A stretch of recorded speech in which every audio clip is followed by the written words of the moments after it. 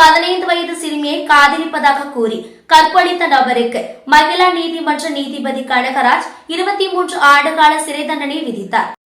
புதுக்கோட்டை மாவட்டம் இலப்பூர் அனைத்து மகளிர் காவல் நிலைய எல்லைப் பகுதிகளில் சேர்ந்த மேடுகாடுப்பட்டி கிராமத்தை சேர்ந்த செந்தில் என்பவர் கடந்த 2016ஆம் ஆண்டு செப்டம்பர் மாதம் 20ஆம் தேதி அன்று இலப்பூர் அனைத்து மகளிர் காவல் நிலைய பகுதியை சேர்ந்த 15 வயது சிறுமியை காதலிப்பதாக கூறி அவருடைய வீட்டிலிருந்து கடத்தியுள்ளார். மேலும் அவரிடம் ஆசை வார்த்தைகள் கூறி திருமணம் செய்வதாக கர்ப்பமாக்கியுள்ளார்.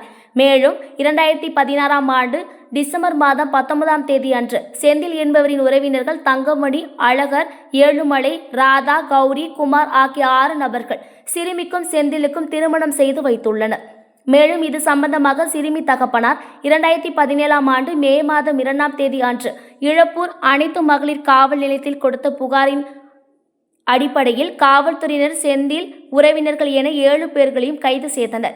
இதில் செந்தில் மீது போக்சோ வழக்கு பதிவு செய்யப்பட்டது.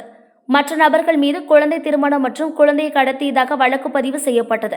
இந்த வழக்கு மகிழா நீதிமன்றத்தில் நடந்து வந்த நிலையில் இன்று தீர்ப்பு வழங்கப்பட்டது. இதில் செந்திலுக்கு 10 ஆண்டு கால சிறை தண்டனையும், சிறுமியை கடத்தி வந்ததுக்காக 6 ஆண்டு சிறை தண்டனையும், சிறுமியை கர்ப்பமாக்கியதற்காக 6 ஆண்டு சிறை தண்டனையும் என 23 ஆண்டு சிறை தண்டனை விதிக்கப்பட்டது.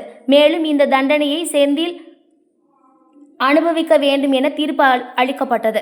செந்தில் 10 ஆண்டு காலம் சிறை தண்டனை அனுபவிக்க வேண்டிய சூழல் ஏற்பட்டுள்ளது. மேலும் செந்திலின் உறவினர்கள் தங்கமணி, அழகர், ஏழுமலை, ராதா, கௌரி, குமார் ஆகியோர் குழந்தை திருமணம் செய்து வைத்ததாக 2 ஆண்டு தண்டனையும், சிறுமியை கடத்தியதாக 1 ஆண்டு தண்டனை என 3 ஆண்டு தண்டனை விதிக்கப்பட்டது.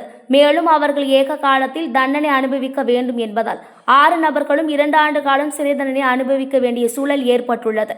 மேலும் செந்திலுக்கு 23,000 அபராதமும், மற்றவர்களுக்கு தலா 3,000 ரூபாய் அபராதமும் விதிக்கப்பட்டது. மேலும் சிறுமிக்கு தமிழக அரசு 5 லட்சம் ரூபாய் நிவாரணம் வழங்க வேண்டும் எனவும் மகிழா நீதிமன்ற நீதிபதி கனகராஜ் தீர்ப்பு வழங்கினார். இதையடுத்து தண்டனை பெற்ற அனைவரும் சிறையில் அடைக்க காவல்துறையினர் அழைத்து சென்றனர்.